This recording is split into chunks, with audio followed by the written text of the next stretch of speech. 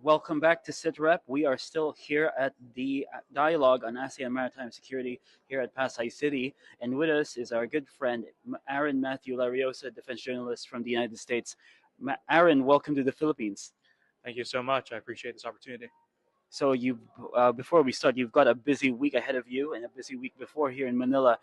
Perhaps you can give our listeners just a sneak preview of what you've been up to since you got here back to the home country. It's been a lot of catching up with friends, contacts, good people all around, uh, meeting a lot of people for the first time, especially at this conference, advocating for those who can see, of course, uh, and going to lower levels. I actually met some of my high school friends from back home. So it's been quite an insightful trip, and we're only a weekend. All right. What's a defense journalist doing covering something like the ASEAN forum with a lot of these diplomats over here? Like, how important are these forums when it comes to being covered and being paid attention to by defense journalists in the United States? What's the purpose of covering them? I believe I'm the only American here, oddly enough, especially considering the regional issues with the South China Sea. It's quite eye-opening to see how, because we have Indonesians here, Malaysians, other claimants, other parties that are interested in the region. And what's taken me aback is kind of like, I guess, we know how the story goes with the Filipinos. Other Southeast Asian countries don't exactly seem to be the most enthusiastic with helping them out. So I've read about it, I've watched it, but I guess seeing it with my own eyes here, it's quite an experience. And as someone who's been based in Washington D.C. and as a Filipino American who's been in America, it's just really eye opening to see all this up close, to take in all that information. And what's your general view of the variety of opinions that you've noticed lately when it comes to even existential maritime issues like international law or the like? I think Don McGill made a pretty good point. If you recall the second seminar today on kind of like finding a common ground, he touched that Philippine issues are going to be a lot different from Thai issues, from Malaysian issues, from Indonesian issues, and that kind of painted a picture that seems a bit difficult to bridge together for all of these countries. The Philippines faces a unique issue, one that frankly the other ASEAN countries don't seem too keen to approach at the moment. So uh, it seems like they're validating it at this conference. Remember yesterday there were some I won't specify the nations, but Commodore J. Tariel asked a question and it was a bit blatantly ignored. And today, I think they got a bit more honest. If you recall, they were voting. There was a voting mechanism, and in that room, uh, not a lot of confidence with the COC or like how ASEAN should be approaching maritime issues. So it's been interesting. I feel like people say the stuff they need to say for their bottom line, but with the voting mechanism, I like seeing that because they were a lot more honest with that. You mentioned, for example, like these building up cooperations between ASEAN member states, and Don McLean Gill and Colin Coe were talking about the need to build practical and sustainable trust and consensus building here among member states, especially in the fields of security. Do you think that that sort of thing is feasible? Because you're talking about like joint Coast Guard cooperation, joint naval drills among Filipinos and other nation states, which generally aren't in alignment with our security interests. I think you could have Coast Guard exercises and Navy exercises, and I mean these things have happened before between ASEAN states. There was a really big one in 2023 where it was every single ASEAN state plus India sailed to Subic Bay from Singapore. But the issue is you could exercise, but they're not targeted. If they're not targeted towards the message, then there's not really much of a point. The Philippines could hold as many exercises as wants, but if the participants in those exercises don't go near certain contested areas or areas that are hotspots, then it's built null. The signaling is not there. So exercises could happen, especially in the lower ends of area, especially in the lower end area. So think like firefighting, search and rescue, and all of that. But search and rescue and like division tactics aren't really going to have out the Filipinos whenever something happens out in the South China Sea. So there seems to be a bit of a deviation between what ASEAN states want and what Filipinos want. Since we last talked, what do you think are the latest developments that's taken place with regards to Philippine security and defense? What do you see coming around the pike within the next year or so? That's a loaded question. Where do I even start? Just give as much as you can.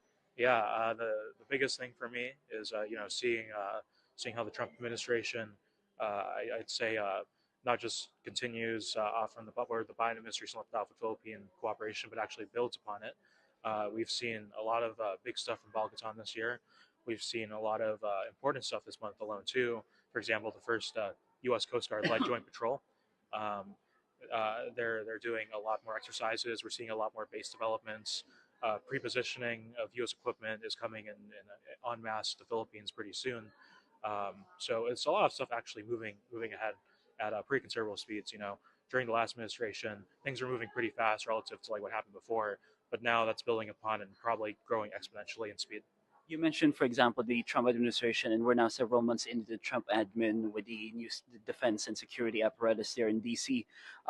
What would you say is the general perceptions of the Philippines, especially with regards to the relationship that we have uh, from Washington? Well, what's the perception of the Philippines from where you are? Mm. So the most useful talk I attended that actually discussed this was when Ambassador Romualdez visited my university. I'm a recent graduate from American University, and he was talking about how the Philippines will navigate the Trump administration. So one big fact, Trump did know Imelda Marcos. So I Yes. believe during their first call, he asked, "How's your mother doing?" Right? And Number she was there. She was there in the call. exactly, yeah. And number two, golf. Romualdez went to Mar-a-Lago to play golf and all of that. So there's like a lot of like how Filipinos do politics. It's Yes. a lot of Personal. there's a lot of personal exactly. So they're pretty collected and calm at the embassy over there. Um, they're confident that a lot of stuff will continue for security wise. And if we actually look at actions of the Trump administration, Pete Hegseth's first visit to Asia during his tour was to the Philippines. That's a pretty big message. Marco Rubio, who's in a lot of important positions right now, I believe he's acting NSA, correct me if I'm wrong, plus, of course, State Department. He has a vested interest in the Philippines because of the history, especially with Scarborough Shoal and his relationship with Sonny Trelawney. So there's a lot of, I'd say, pro, or at least people advocating for the Philippines in the administration. The Philippines has always been a bipartisan issue as well in Congress. So there's a lot of movement happening right now over there. And I think the Philippines stands ready to benefit from a lot of it. And perhaps you can remind our listeners and our audience, because there's always this general fear hovering over this region of whether the Americans will actually commit to the Philippines. Perhaps you can remind us, what are the general interests of the United States in continuing to engage with Manila, and what are the existing concerns when it comes to the relationship?